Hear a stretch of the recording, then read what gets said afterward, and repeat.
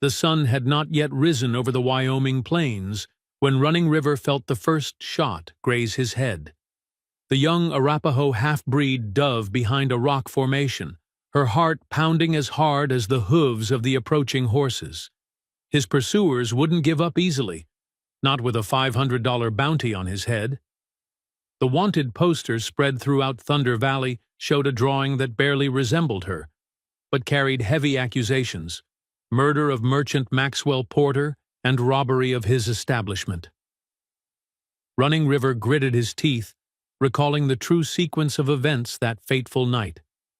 She had only witnessed the crime, but who would believe the word of a mixed-race woman against the city's respectable white men? Miles away, Lone Wolf Marcos was studying the same wanted poster posted on the wall of the Golden Eagle Saloon in Cedar Springs. His dark eyes, sharpened from years of tracking prey across Apache country, detected inconsistencies in the official story. The bounty hunter had learned to trust his instincts, and something about this case didn't add up. "That girl came by 3 days ago," said Mabel Wilson, the saloon owner, wiping a glass with a grimy cloth. "She looked scared like a cornered rabbit. She didn't strike me as the murderous type." Marcos just nodded, adjusting the holster on his waist. His scarred face remained impassive, but his mind worked on possibilities. In 15 years of hunting criminals across the land, he had learned that the truth was rarely as simple as the wanted posters suggested. "Clanton's men are after her too," Mabel continued, lowering her voice. "They arrived last night, drank like pigs and left at dawn." This information made Marcos frown. The Clanton family controlled much of the local commerce and had suspicious connections with politicians in the region. If they were interested in capturing the girl, there was more to this story than a simple murder. Running River knew the Clantons well. His father, an Arapaho merchant who had married a white school teacher, had done business with them in the past. Business that ended in tragedy when his parents were found dead in an accident with their wagon. She was only 12 years old at the time and survived thanks to the teachings of her Arapaho grandmother, who raised her in the traditions of her people. Now, 8 years later, Running River found herself involved with the Clantons again, but this time as a witness to their crimes. On the night of Maxwell Porter's murder, she had seen 3 male family members entering the store after closing. Porter was known for keeping meticulous records of all transactions, records that could prove the Clantons' illicit activities. The sound of approaching horses brought Running River out of his thoughts. She moved silently among the rocks, years of practice as a hunter allowing her to disappear into the barren landscape. The sky was beginning to lighten, painting the distant mountains with shades of pink and gold. Marcos Lone Wolf set out from Cedar Springs, following subtle clues that other hunters would have ignored. Small marks in the earth, branches broken in a specific way, signs that only someone with Indian blood would know how to interpret. The girl was smart, but she was at a disadvantage, injured and alone in hostile territory. The trails led him to a canyon where several sets of footprints met. There were signs of recent fighting, scattered bullet casings, bloodstains on the rocks. Marcos dismounted, his experienced eyes reading the story written in the earth like an open book. Running River had managed to ambush 2 of their pursuers, using their own greed against them. The footprints showed that the men had separated, making them easy prey. She didn't kill them, another inconsistency for someone supposedly capable of murder in cold blood. A gunshot echoed through the canyon, followed by the unmistakable sound of breaking rock. Marcos mounted quickly, guiding his horse towards the conflict. As she turned a sharp bend in the gorge, she came across a scene that confirmed her suspicions. Running River, cornered by 3 Clanton men, defended herself with the skill of someone fighting for survival, not for the pleasure of killing. His movements were precise and defensive, using the terrain to his advantage. Even injured and outnumbered, she managed to keep the attackers at bay. Marcos recognized Arapaho techniques in his way of fighting: economy of movement, intelligent use of the environment, patience of a predator. It was at this moment that their eyes met. For a brief moment, Marcos saw beyond the criminal on the wanted poster. He saw a warrior fighting for justice, a survivor carrying the weight of deadly secrets. Running River, in turn, recognized in the Apache hunter something more than just another pursuer. There was honor in his eyes, an ancient wisdom that transcended the borders between his peoples. The moment of mutual recognition was interrupted by a new volley of gunfire. Marcos acted instinctively, drawing his weapon with the speed that had made him legendary in the Western Territories. Two well-aimed shots disarmed the Clanton men, while Running River took advantage of the distraction to neutralize the third with a precise blow. "You're more than you seem, girl," Marcos said, keeping his gun trained on the fallen men. "And they are not simple bounty hunters."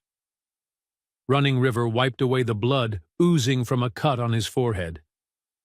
"There are things going on in Thunder Valley that need to come to light," she replied, her voice steady despite her exhaustion. "Things the Clantons would kill to keep buried." The sun finally emerged fully, bathing the canyon in golden light. Marcos Lone Wolf had a choice to make: hand over the girl and collect the reward, or discover the truth behind a conspiracy that threatened much more than a single life. The Wyoming wind blew between them, carrying promises of danger and redemption. The hunt was just beginning, but their roles had changed irrevocably that bloody morning. The sun was beginning to set when Marcos and Running River arrived at an abandoned cabin near Little Creek, a seasonal stream that meanders through the rocky hills. The place, a former hunting station, offered temporary shelter while they decided their next steps. The Clanton men, after being disarmed and tied up, had been left behind with their horses, an act of mercy that Running River silently questioned. "They'll be back with reinforcements," she said, examining his wound in the reflection of broken window glass. "The Clantons are not known for their ability to forgive." Marcos lit a small fire in the rusty wood stove, his hands moving with the efficiency of someone who had lived for decades in the wilds. "Before they come back, you're going to tell me the true story of what happened to Maxwell Porter." Running River hesitated, studying the bounty hunter. Her eyes met his through the gloom of the cabin, searching for signs that she could trust this man who, until a few hours ago, intended to hand her over to justice. "Why should I trust you?"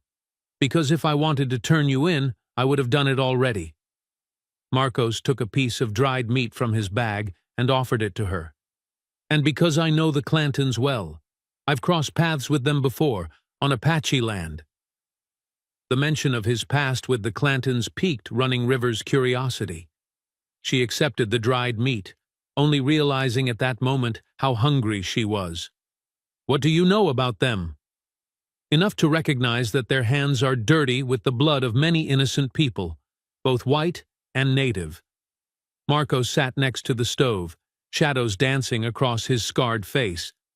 3 years ago, they tried to take Apache land using forged documents. Many warriors died defending our territory. Running River chewed slowly, collecting his thoughts. Marcos's story echoed painfully with his own experiences. Finally, he decided that sharing the truth was his only path. "Maxwell Porter kept a special ledger," she began, her voice low but firm. "In it, he recorded not only the normal transactions of the store, but also the Clantons' shady dealings.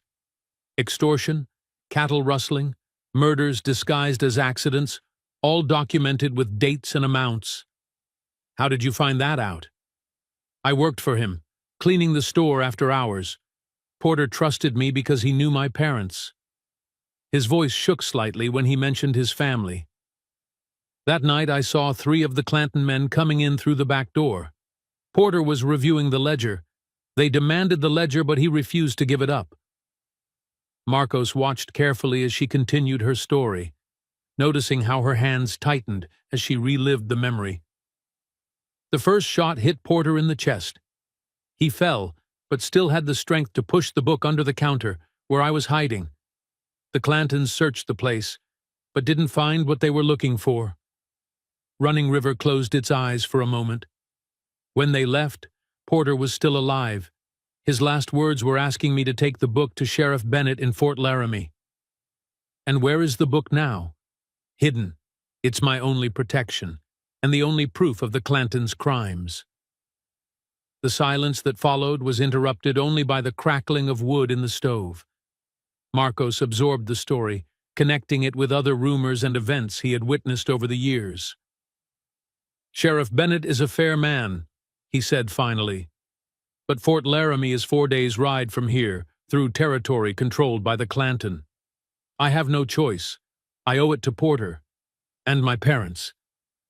Marcos got up, checking the territory around the cabin through the window. Night had completely arrived, transforming the landscape into mysterious shadows dotted with starlight.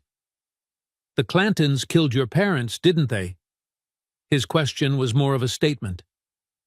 Running River nodded, surprised by the Apache's insight. "The wagon accident. They discovered that my father was gathering evidence against his illegal dealings with the tribes.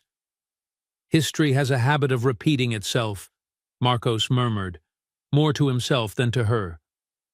After a moment of reflection, he made his decision. "I'll help you get to Fort Laramie." Running River stood up abruptly. "Why? What's your interest in this?" "Let's just say I have an old debt to settle with the Clantons." Marcos checked his weapons, ensuring they were loaded. "Also, you said something important earlier. There are things going on in Thunder Valley that need to come to light. It's not just about revenge or justice for one person, it's about stopping them from continuing to destroy lives." Marcos's decision surprised Running River, but it also brought relief she didn't expect to feel. For the first time in weeks, she was no longer alone in her mission. "We will leave before dawn," he continued, mentally plotting the safest route. "I know paths through the mountains that the Clanton men wouldn't dare take. But first, I need you to show me where you hid the book." Running River hesitated again, the instinct of self-preservation fighting the need to trust someone. "It's in Thunder Valley, hidden in the ruins of the old mission." Marcos nodded, recognizing the place. The abandoned mission was on high ground, offering good visibility of the region. "A clever hiding place. We can retrieve it tomorrow night when the moon is new." The wind howled through the cabin's cracks, bringing with it the scent of sage and the distant sound of coyotes. Running River watched his unlikely ally, realizing that his chances of survival had increased considerably. Still, one worry bothered her. "The Clanton have men all over the region. How are we going to cross their territory without being discovered?" A slight smile crossed Marcos's face. "They may control the roads and the cities, but they don't know the land like we do. To survive in Apache country, I learned to move like a ghost, and now I'll teach you to do the same." The night advanced, enveloping the cabin in its dark cloak. Inside, two warriors from different worlds planned a journey that could change not only their lives, but the fate of all of Thunder Valley. The fight for justice was just beginning, and the dawn would bring new challenges to this unlikely alliance. Dawn found Marcos and Running River already on the move, following little-known trails toward Thunder Valley. The abandoned mission, their immediate destination, was just a distant dot on the horizon, but the tension between them grew with every step. It wasn't just the proximity of Clanton territory that worried them. It was the unspoken truths, the personal stories that haunted them like ghosts. "You still haven't told me why you're actually helping me," Running River said, breaking the silence as they led their horses through a narrow passage between the rocks. "The Clanton history of Apache land is not everything." Marcos remained silent for a few moments, his dark eyes constantly scanning the terrain for signs of danger. "My sister," he finally replied, his voice filled with ancient pain. "She was called Silver Luna, Like her father, she discovered something about the Clanton business. We never found her body. Running River felt the weight of that revelation. The Clantons' tactics had not changed, only their victims. How long has it been? 5 years. It was after that I became a bounty hunter. Every criminal I capture, every secret I discover, brings me a little closer to the truth about what happened to her. A distant eagle cry cut through the air, causing both of them to instinctively seek cover. After confirming that there was no real danger, they continued their journey, now heading through a rocky valley that offered some protection from prying eyes. The Clantons have a pattern, Running River noted thoughtfully. Whenever someone threatens to expose their crimes, that person disappears or dies in an accident. And now you have proof that everyone who came before failed to preserve, added Marcos. Porter's ledger could be the key to destroying their empire. At noon, they stopped briefly to rest their horses near a small stream. Running River took the opportunity to change the dressing on his wound, while Marcos prepared a quick meal with the provisions they had brought. My grandmother used to say that the most important stories are written in blood, Running River said, watching the reflection of her bruised face in the clear water of the creek. I never fully understood what she meant until now. Marcos nodded, offering her a piece of bread. The ancient Apache have a similar saying. They say that every drop of blood spilled on the earth tells a story that can never be erased. The distant sound of hooves put them on alert. Quickly, they erased any trace of their presence and led the horses behind a rock formation. A patrol of Clantons passed through the valley below, 4 armed men who were clearly looking for something or someone. They are surrounding the region, Marcos whispered. You know we didn't go north or east. The mission is to the west, Running River replied, his voice equally low. We'll have to wait until dark to get closer. The next few hours were spent in cautious movement, avoiding the main routes and taking advantage of every natural cover the terrain offered. Marcos taught Running River Apache techniques of camouflage and silent movement, while she shared Arapaho knowledge about reading the terrain and wind patterns. As the sun began to set, the silhouette of the old mission finally became visible. The stone building, partially in ruins, stood on a rocky plateau, like a silent sentinel guarding its own secrets. There's something I need to tell you about the book, Running River said, his voice thick with apprehension. It's not just about the Clantons' illegal business dealings. There's a page, one that talks about a deal with the government, something to do with the Apache reservation. Marcos turned sharply to her, his eyes suddenly intense. What kind of deal? Porter did not go into detail in the records, but mentioned a negotiation for forced relocation. The Clantons were to be the intermediaries, receiving a substantial commission for each Apache removed from the territory. The revelation hit Marcos like a punch. Her sister's disappearance, the growing pressures on her people, everything was starting to make terrible sense. That's why they're so desperate to get the book back. It's not just about their past crimes. It's about those who still intend to commit, added Running River. The sun had completely disappeared when they finally approached the mission. The new moon provided the perfect cover, but it also made navigation more challenging. Running River guided them through the rubble with the confidence of someone who knew the place well. The book is hidden in the old confessional, she whispered. There's a loose board under the bench. A crack of wood made them freeze. In the silence that followed, they could clearly hear the sound of boots moving over the mission's ancient wooden floors. They were not alone. Marcos silently drew his gun, motioning for Running River to position himself on the other side of the ruined hallway. Years of experience as a hunter told him they had fallen into a trap. The Clantons must have anticipated that they would return to retrieve the book. They know we're here, he murmured, barely moving his lips. At least 3 men. Maybe more. Running River nodded, his hand instinctively moving to the knife in his boot. The darkness inside the mission was almost complete. but years of living as a hunter had sharpened her senses. He could feel the presence of his enemies, hear their restrained breathing. The air inside the old mission was thick with tension and ancient dust. Through the broken windows, the Wyoming wind blew gently, carrying with it promises of imminent violence. Running River and Marcos prepared for another confrontation, knowing that this time there would be no room for mercy. Their destinies, as well as the secrets contained in Porter's ledger, were about to reveal themselves in the shadows of that moonless night.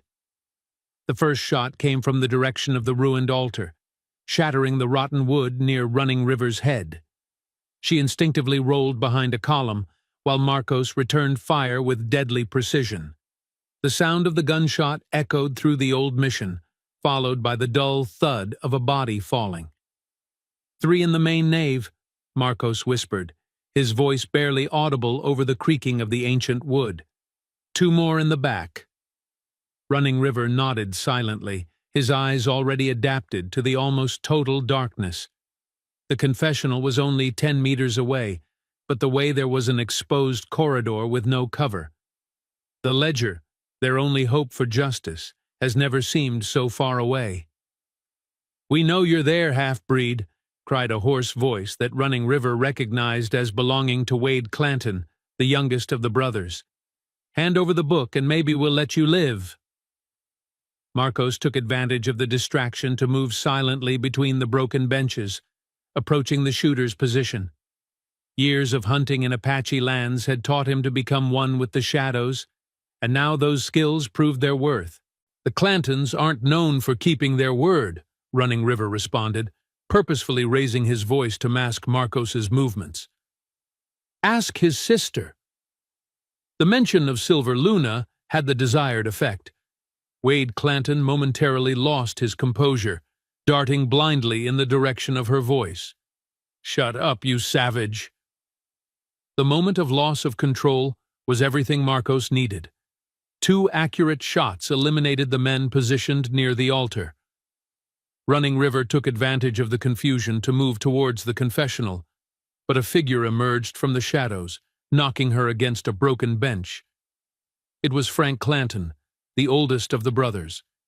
His hands found Running River's neck, squeezing with brutal force. "Where's the book, you damn half-breed?" Running River struggled against the grip, his nails digging into his attacker's arms. The knife in his boot was out of reach, and his vision was beginning to go dark at the edges.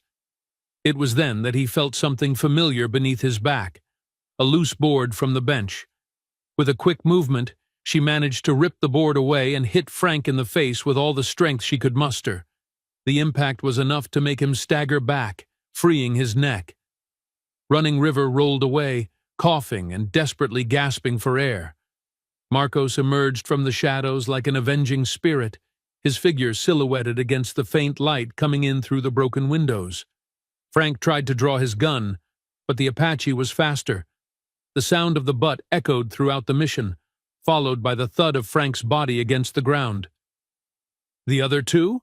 asked Running River, still catching his breath. "They ran away," Marcos replied, quickly checking her condition, "but they will return with reinforcements. We need to be quick." Running River guided him to the confessional, his fingers finding the loose board with practiced ease. The secret compartment revealed not only the ledger, but also a sealed envelope. "This wasn't here before," she murmured, examining the envelope in the dim light of a match that Marcos had lit. "Open later. We have to get out of here now." But before they could move, Wade Clanton's voice cut through the darkness again, this time coming from the mission entrance. "Nobody's going anywhere. You have no idea what's at stake here." "We know about the deal with the government," Marcos replied, his voice filled with restrained hatred. "About plans for Apache lands." "Then you know why we can't let you get out of here alive." Wade laughed bitterly. "It's not personal. It's just business." "It was personal when they killed Silver Luna," Marcos said, moving silently to flank Wade's position. "It was personal when they killed her parents." Running River realized Marcos's plan and began moving in the opposite direction, creating a pincer movement.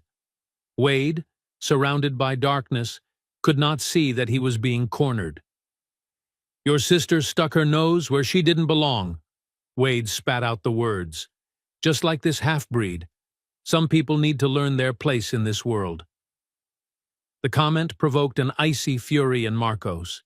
Years of pain and searching for answers crystallized in that moment. But it was Running River who acted first.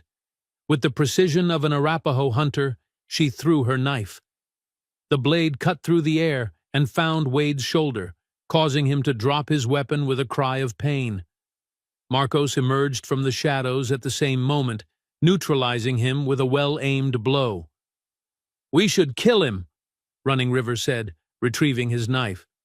Marcos tied Wade up tightly, ensuring he wouldn't escape anytime soon. "No, he's worth more alive. He can testify about the family's crimes." The distant sound of approaching horses warned them that their time was running out. Running River put the book and mysterious envelope in his leather bag, while Marcos checked his remaining ammunition. "There is a secret passage under the altar," she revealed. "The missionaries used it to escape attacks. It will take us to Willow Creek." Marcos nodded, impressed once again by her knowledge of the place. "And Wade? Leave him. The reinforcements will find him before he dies of thirst." They moved quickly down the aisle, where Running River revealed a hatch cleverly camouflaged between the floorboards. The tunnel below was narrow and damp, but it offered the only possible escape route. As they descended into the darkness, Running River thought about the mysterious envelope next to the book. Something told him that the secrets it contained could be even more dangerous than Porter's records. Marcos closed the hatch above them, just as voices and heavy footsteps invaded the mission. In the darkness of the tunnel, their hands met briefly, a touch that conveyed more than words could express. The night was not yet over, and the journey to Fort Laramie was just beginning. But something had changed between them on that old mission. In the echoes of gunshots and shadows of violence, a deeper bond had been formed, forged in danger and sealed with the silent promise of justice. The tunnel beneath the old mission was a damp, suffocating maze, lit only by the dim light of the match Marcos held. Running River led the way, his steps sure even in the near-total darkness, as the distant echo of voices and footsteps above them gradually faded. "My grandmother showed me this passage when I was a child," she whispered, stopping briefly at a fork. "The missionaries built an entire network of them, connecting several strategic points in the region." Marcos noticed how she hesitated before choosing the path to the right. "You used these tunnels before, didn't you? During your initial escape?" "Yes," she admitted. "But the Clantons never discovered how I got this far without being seen. That's one of the last secrets the natives still keep in these lands." The air grew heavier as they went, heavy with the weight of decades of history and buried secrets. Running River felt the ledger and mysterious envelope weigh in their bag like stones, each step bringing them closer to revealing long-hidden truths. After what seemed like an eternity in the dark, they arrived at a larger chamber where several tunnels met. Running River signaled them to stop, taking the moment to examine the envelope found next to the book. "We should wait until we are safe," Marcos warned, but his own curiosity was evident in his voice. "If we are captured or killed, we will never know what's inside," she replied, breaking the seal with trembling fingers. In the flickering light of the match, he unfolded a letter written in Maxwell Porter's precise handwriting. "Dear Running River," she began to read in a low voice. "If you're reading this, it means my suspicions were correct, and the Clantons have finally come after the book. There's more at stake than just their illicit dealings."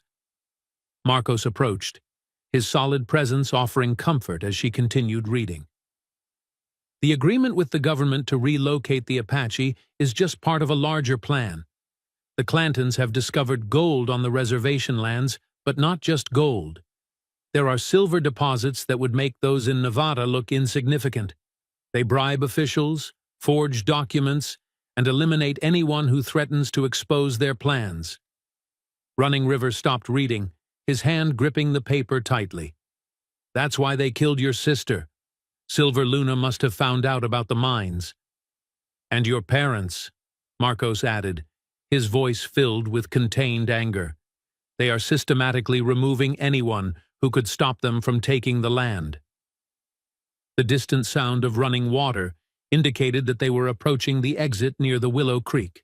Running River carefully put away the letter, and they continued moving forward, now with even more urgency in their steps. Porter continues, she said as they walked.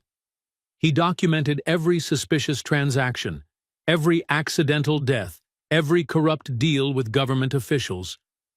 But there's more. He mentions a man named Benjamin Crawford, a federal agent who was secretly investigating the Clantons. Crawford. Marcos mumbled the name as if trying to remember something. I heard about him. He disappeared about 2 months ago, supposedly while on a hunting expedition. According to Porter, Crawford was about to present evidence against the Clantons in Washington. He had hard evidence about the mines and plans for the reservation. They finally reached the tunnel exit, emerging on the bank of the stream under a sky that was beginning to lighten on the horizon. The fresh air was a welcome relief after the suffocating atmosphere of the underpass.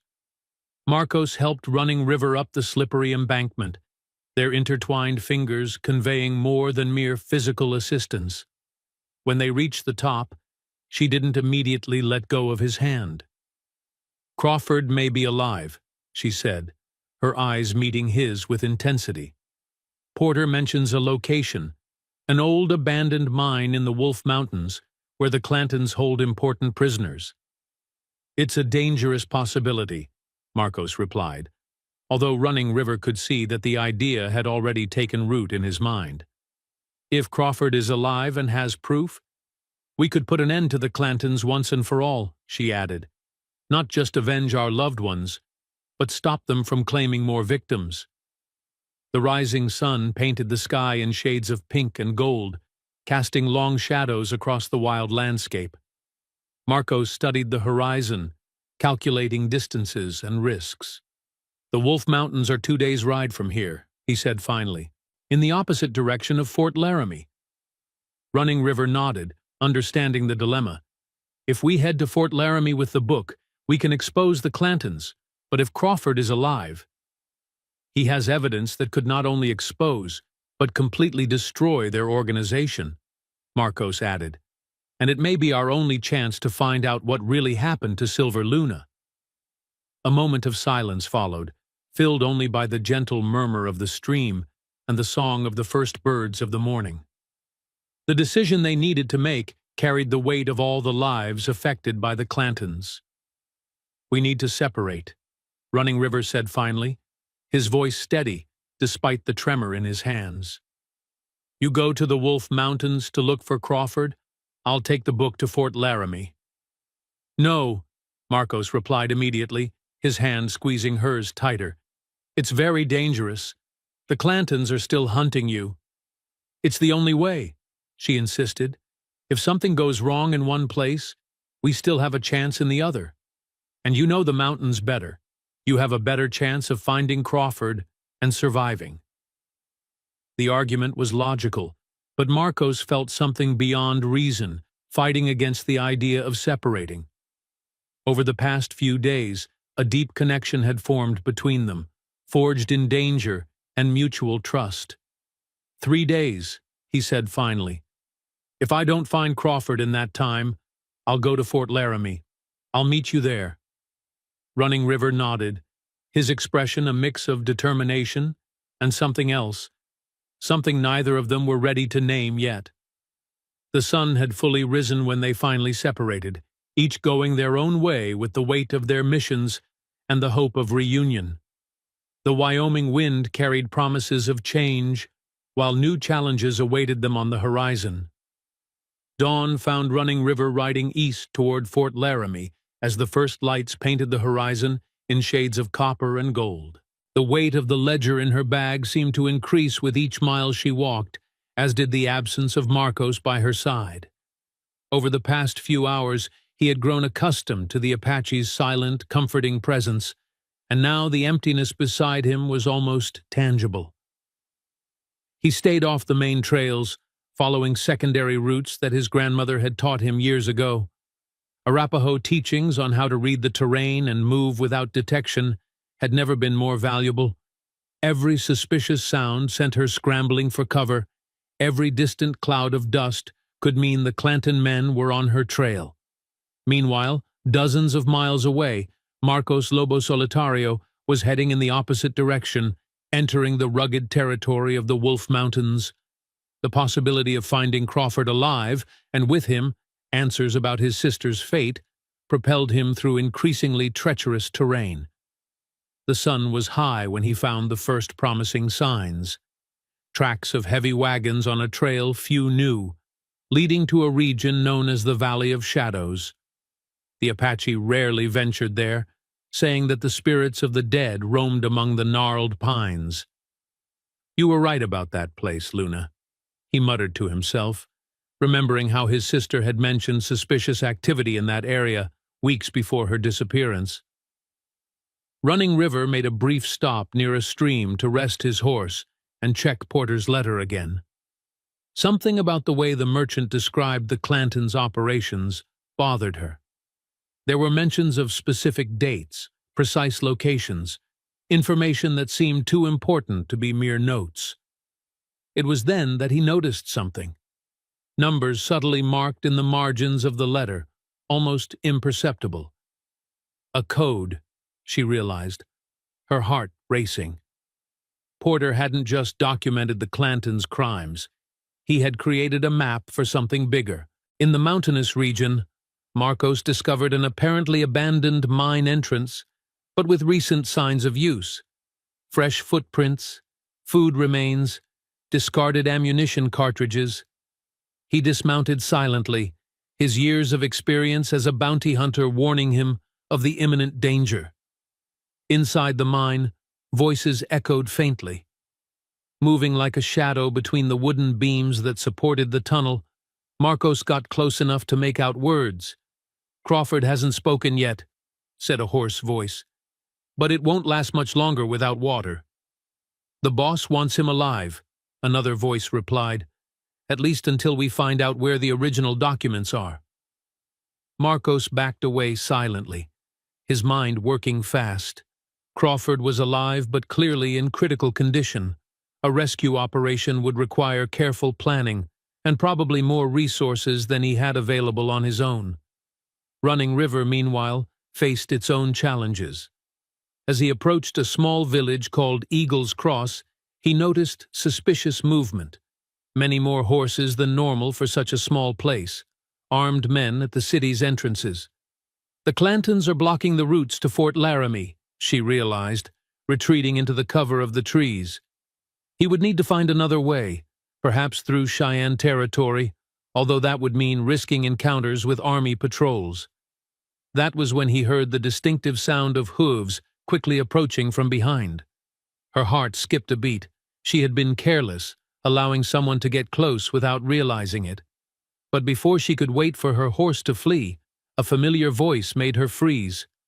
"I thought I'd find you around here," said Martha Wilson, the porter's former cook, emerging from the vegetation on a sturdy bay horse. "Maxwell told me you might need help." Running River studied the older woman warily. Martha had always been kind to her, but the times called for distrust. "How did you know where to find me?" "Porter had a contingency plan," Martha replied, dismounting. "He knew the Clantons would eventually come after him. He gave me specific instructions on routes and meeting points in case something happened." The mention of a plan made Running River think again about the numbers in the letter. "Do you know about the code in the margins?" A sly smile crossed Martha's wrinkled face. "I know more than that, darling. I know how to decipher it." In the mountains, Marcos had found an unlikely ally of his own, a young miner named Samuel Tucker, who worked hard for the Clantons and knew every tunnel in the mine complex. "They keep Crawford on the lowest level," whispered Samuel, after Marcos convinced him of his intentions. "But there is an old passage that the Clanton men don't know about. The original miners used it in emergencies." Marcos considered his options. A rescue operation would be risky enough with Running River at your side. Alone, the chances were even slimmer. But the possibility of finally discovering the truth about Silver Luna was too strong to ignore. The day progressed, and both Running River and Marcos felt the weight of their decisions. Separated by miles of hostile territory, each of them had found unexpected allies and new pieces of the puzzle the Clantons had created. Martha began to explain the code to Running River, revealing that Porter had mapped out not only the Clantons' criminal operations, but also a network of people willing to testify against them, people who needed to be found and protected before the Clantons silenced them. "There's more at stake than just the gold and silver," Martha said, her voice thick with urgency. "The Clantons built their empire on secrets and lies that could destroy half the territory's politicians." Running River realized that his journey to Fort Laramie had become even more crucial and more dangerous. It wasn't just about justice for his family or Silver Moon now. It was about exposing a web of corruption that extended far beyond Thunder Valley.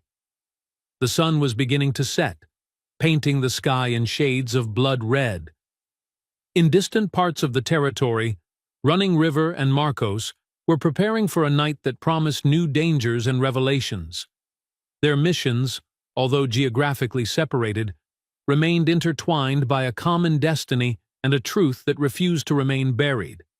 The sunset over the Lobo Mountains transformed the rocky landscape into a maze of elongated shadows, perfect for what Marcos Lobo Solitario was planning. Beside him, Samuel Tucker was drawing a makeshift map in the dirt, showing the tunnels that would lead to Crawford. "The guards change shifts at dusk," Samuel whispered, marking specific points on the drawing. "There are always 2 men at the main entrance, and 3 more patrolling the upper levels. Crawford is held here," he pointed to a deeper area, "with at least 2 guards." Marcos absorbed every detail, his bounty hunter's mind calculating risks and opportunities. "What about the secret passage you mentioned?" "It starts behind that rock formation."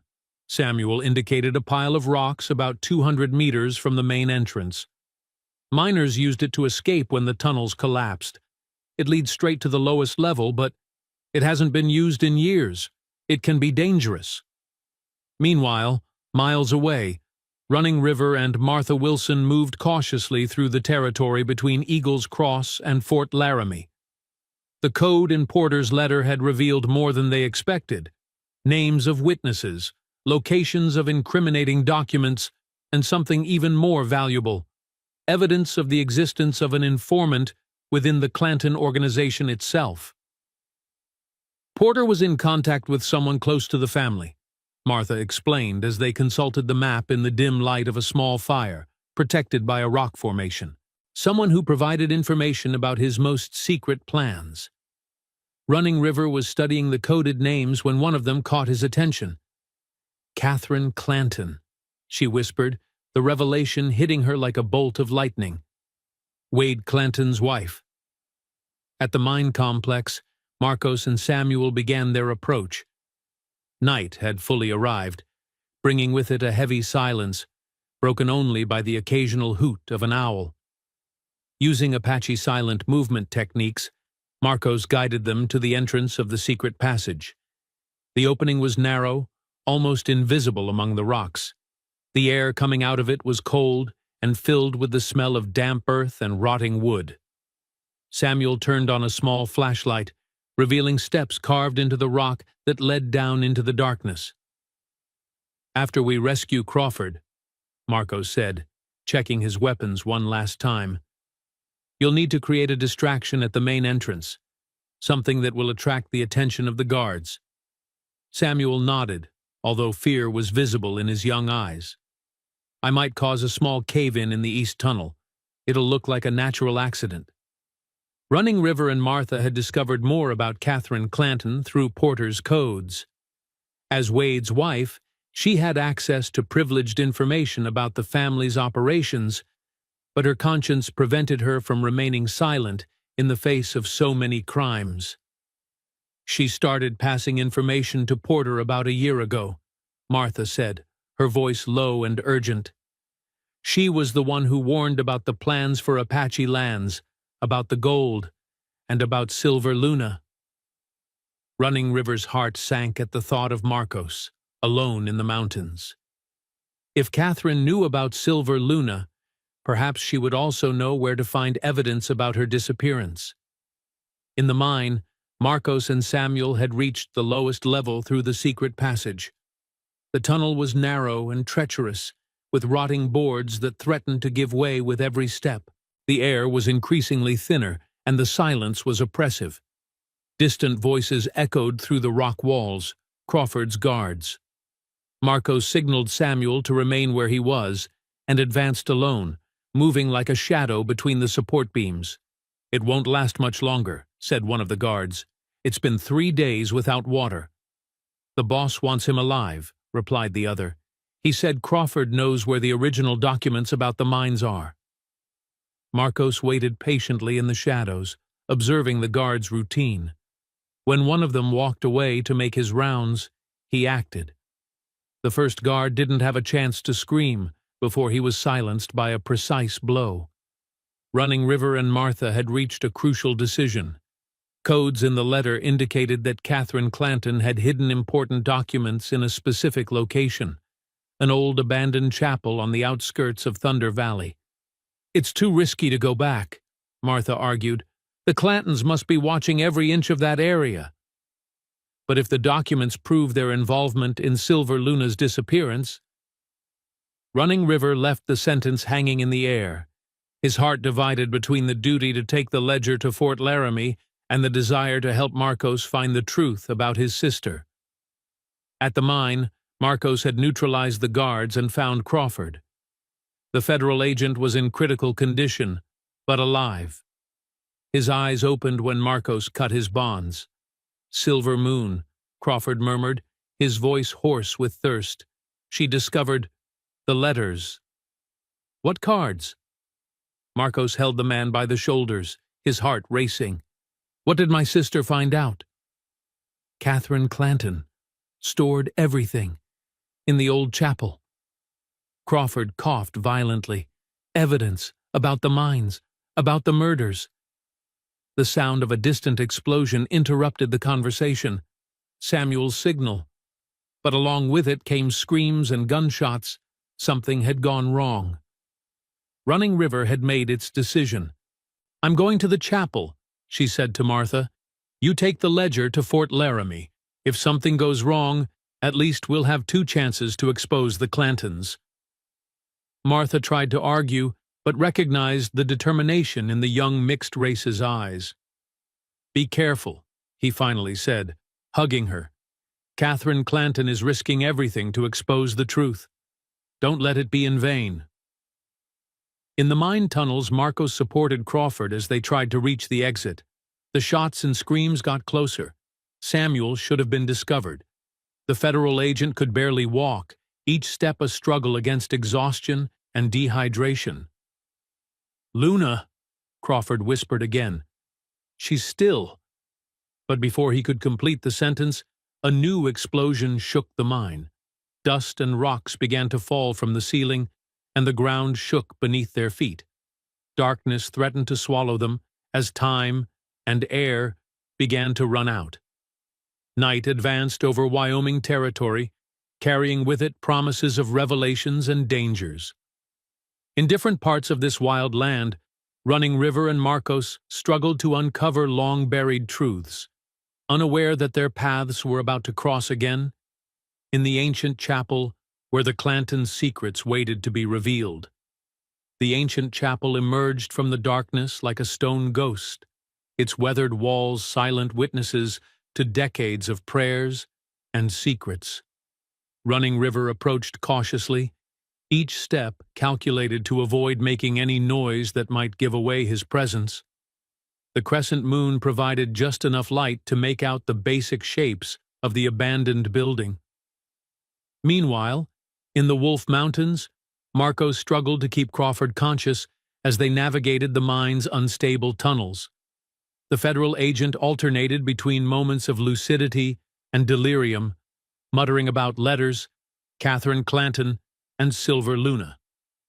The smoke from the explosion made the air even thinner, and the sound of pursuers echoed through the rocky corridors. "The side passage," gasped Crawford, pointing weakly to a barely visible opening in the tunnel wall. "Take to the surface." Running River found the chapel's side entrance, partially hidden by dry vines. The interior smelled musty and abandoned, but his trained eyes quickly detected signs of recent visitors: footprints in the dust, candle marks, a floorboard slightly out of alignment with the rest. "Catherine has been visiting this place," she thought, moving silently toward the ruined altar. At the mine, Marcos and Crawford had managed to reach the alternative passage, but the sounds of pursuit were quickly approaching. Samuel was nowhere to be seen, and Marcos feared for the young miner's fate. "Luna," Crawford murmured, grabbing Marcos's arm with surprising strength. "She found out about the gold in the sacred lands. Catherine helped." "Where is my sister?" Marcos had to control himself not to shake the weakened man. "Is she alive?" Running River had found a secret compartment beneath the altar, cleverly hidden by generations of worshippers who used the chapel as an escape point. Inside, he found a metal box, locked but not sealed. His hands shook slightly as he opened it, revealing dozens of letters and documents.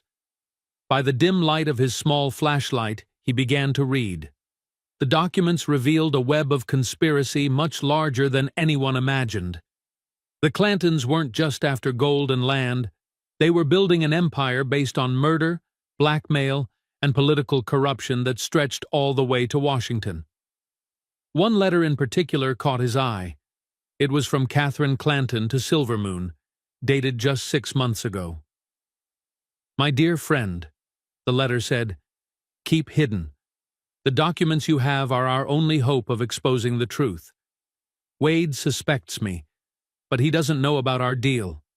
When Crawford arrives with the federal warrants—" The sound of footsteps interrupted his reading. Running River quickly packed the documents into her bag, but before she could seek cover, a familiar voice cut through the darkness. "I knew you would come." Catherine Clanton emerged from the shadows, an elegant figure even in the dim light of the abandoned chapel.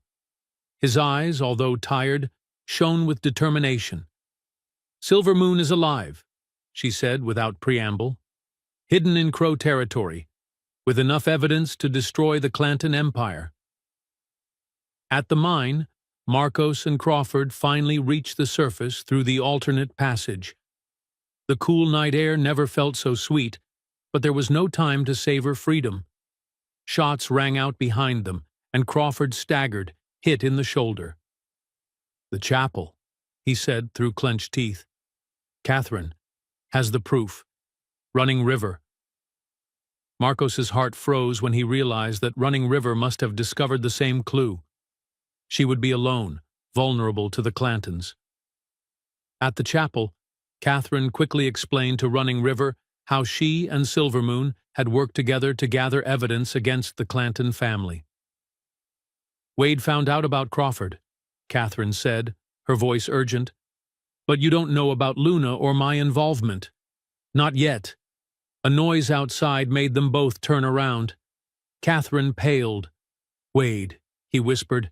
"He must have followed me." Running River instinctively moved to protect the documents, but Catherine stopped her. "There is a passage under the confessional. It leads to the stream. Go. I will distract you." "Come with me," Running River insisted, but Catherine shook her head. "I belong here. I need to finish what I started." She pushed Running River toward the confessional. "Luna is waiting at Crow Camp, near the Yellowstone River. Look for woman who dances with wolves. She will guide you. Wade Clanton burst through the chapel door just as Running River disappeared into the secret passage. Catherine stood before the altar, facing her husband with a calm that masked her fear. "So it's true," Wade said, his voice thick with restrained fury. "You betrayed us." Outside, Marcos was quickly approaching the chapel, having left Crawford hidden in a safe place. The sound of raised voices reached him, followed by a gunshot that echoed through the night. His heart raced at the thought of Running River. When he finally reached the chapel, he found Catherine Clanton lying near the altar, injured but conscious. Wade had disappeared, probably in pursuit of Running River. "She has the documents," Catherine whispered, grabbing Marcos's hand. "Luna. She's waiting. Yellowstone River." Running River was emerging from the underpass next to the creek when he heard the shot. Silent tears ran down his face at the thought of Catherine, but there was no time to grieve. The documents in her bag were now more precious than ever. They carried not only the truth about the Clantons' crimes, but also the location of Silver Moon and the key to the justice they sought. The sound of pursuit got closer, and she knew Wade wouldn't give up easily. The night was just beginning, and the road to the Yellowstone River would be long and dangerous. But now there was hope. Silver Luna was alive, and with her, all the answers Marcos was looking for. Fate had intertwined their stories in ways none of them could have predicted, and now, in the shadows of that moonless night, a new phase of their journey was about to begin. Dawn found Running River and Marcos reunited again, their tracks converging on the banks of the stream where the chapel's secret passage emerged. His face was smeared with mine soot as she carried the precious documents that Catherine had so sacrificedly preserved. "Catherine?" asked Running River, although Marcos's dark expression already anticipated the answer. "Alive, but seriously injured. I managed to get her to Crawford at our hideout." Marcos checked his remaining ammunition, his expression hardened by the urgency of the moment. "Wade is gathering men in Thunder Valley. We need to move quickly." Running River nodded, taking out one of the documents from his bag. "Luna is alive, Marcos, in Crow territory, protected by a woman called the Woman Who Dances with Wolves." The news hit Marcos like a bolt of lightning, years of searching and anguish crystallizing in that moment. His sister was alive, and now they had a concrete destiny. But the journey to the Yellowstone River would be dangerous, especially with Wade Clanton and his men in pursuit. "The documents Catherine kept," Running River continued, mounting his horse, "more than prove the Clantons' crimes. There are records of corrupt politicians, corrupt judges, even government agents involved in the Indian land scheme. That's why Crawford was secretly investigating," Marcos concluded as they rode north, taking advantage of the cover of first light. "The Clantons are just the visible tip of something much bigger." The territory ahead of them was a treacherous mix of exposed plains and rugged terrain. They would need to cross several miles of open land before reaching the more protected areas near Crow territory. Every moment in the open was an opportunity for Wade's men to catch up. "Samuel," Running River broke a moment of tense silence, remembering the young miner who had helped Marcos. "I don't know," Marcos replied, his voice filled with regret. "There was an explosion in the mine. He created the distraction we needed, but—" The distant sound of hooves interrupted the conversation. Marcos signaled them to follow a path between rock formations, seeking cover. At least 6 horsemen were chasing them, and the distance was rapidly closing. "There's a gorge ahead," said Running River, recalling the maps his grandmother had taught him. "If we can get to it before they do, we can use the rock walls to ambush them." Marcos nodded, admiring once again the strategic cunning of the mixed-race Arapaho. In recent days, she had proven herself to be much more than just a fugitive. She was a warrior, a strategist, someone who deeply understood both the land and human nature. The canyon revealed itself as a natural rift in the landscape, its steep walls offering both protection and danger. Running River led them along a narrow trail that wound between the rocks, while the sound of their pursuers echoed closer and closer. There, Marcos pointed to a natural ledge that offered a defensible position. They quickly dismounted, leading the horses to a more sheltered recess. The first shot ricocheted off the rocks above them just seconds after they reached cover. Wade Clanton had arrived with his men and was determined not to let them get away with the evidence of their crimes. "Turn in the documents," Wade's voice echoed across the canyon, "and maybe I'll let you live long enough to see the sun go down." Running River responded with an accurate shot that knocked off the hat of one of Wade's men. The message was clear. There would be no surrender. "Catherine told me everything, Wade," she shouted, reloading her gun. "About Luna, about the mines in the sacred lands, about the politicians you bought." "That traitor!" The fury in Wade's voice was palpable. "I should have killed her when I had the chance." Marcos took advantage of the moment of distraction to hit one of Wade's men, who fell from his horse with a muffled scream. The ensuing gunfire turned the canyon into a cauldron of echoes and gunpowder smoke. "We need to save time," Marcos whispered between shots. "Crawford should be taking Catherine to Fort Laramie now. If they can get there." A projectile grazed Running River's face, leaving a shallow cut on his cheek. Warm blood ran down her neck, but she barely noticed, focused on making each shot count. "Wade won't give up," she replied, relocating herself to a better position. "Not while we're alive and have our documents." As if to confirm his words, more knights appeared at the gorge's entrance, reinforcements that Wade had summoned. They were being surrounded. "Luna!" Running River touched Marcos's arm, her eyes meeting his with intensity. "She needs to know that you are alive, that there is still hope for her people." Marcos immediately understood what she was suggesting. "I'm not leaving you here. You have no choice." She smiled sadly, handing him the bag with the most important documents. "I know this territory better than they do. I can lose them, give you enough time to reach Crow territory." A bullet exploded the rock between them, sending shrapnel in all directions. Time was running out. "Running River." Marcos held his face in his hands, ignoring the chaos around him for a moment. "You changed everything. Not just this fight, but—" She silenced him with a quick, intense kiss, years of loneliness and distrust dissolving in that brief moment of connection. "Go," she whispered against his lips. "Find Luna. Bring the truth to light." Marcos hesitated for just a second before moving. With the agility of an Apache warrior, he reached his horse and rode away, taking advantage of a gap in the sniper line that Running River had created with his accurate shots. Wade Clanton roared in rage when he saw Marcos escape, but Running River didn't give him time to react. His shots forced the men to seek cover, buying precious seconds for Marcos to distance himself. The sun had fully risen into the sky when Running River began his own escape, using every trick and knowledge his Arapaho grandmother had taught him.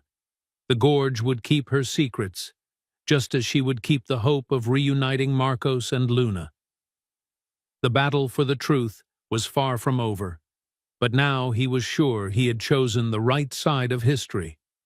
Crow territory loomed on the horizon like a sacred painting, its majestic mountains touching a sky that seemed infinite. After days of strenuous travel, Lone Wolf Marcos finally saw the first signs of the camp described in Catherine's documents: traditionally decorated tents, horses grazing freely, and the smoke from campfires rising in lazy spirals. His heart was beating fast, not only due to the proximity of meeting Silver Luna again, but also due to the painful absence of Running River. Since their separation in the canyon, there has been no news of her. The documents in her bag weighed like stones, each page stained with the sacrifice of those who fought to bring the truth to light. "Stop where you are," a female voice commanded in fluent English, albeit with a native accent. Marcos obeyed, recognizing the wisdom of not making sudden movements in someone else's territory. From the vegetation emerged a middle-aged crow woman, her haughty bearing revealing natural authority. "You must be Luna's brother," she said, studying him with discerning eyes. "I'm a woman who dances with wolves." Marcos dismounted slowly, showing respect. "My sister. It's safe," she added, gesturing for him to follow her, "and looking forward to your date." Meanwhile, miles away, Running River emerged from the shadows of a canyon, having lost yet another Clanton patrol. Her pursuers were persistent, but she knew the land better than they did. Every stream, every rock formation told a story that his grandmother had taught him to read. News about Catherine and Crawford had arrived via native messengers. Both had reached Fort Laramie alive. Sheriff Bennett, known for his integrity, was already mobilizing a force to confront the Clantons. The truth was slowly beginning to come to light. At the Crow camp, Silvermoon was standing by a fire when Marcos arrived. 5 years of separation disappeared the moment their eyes met.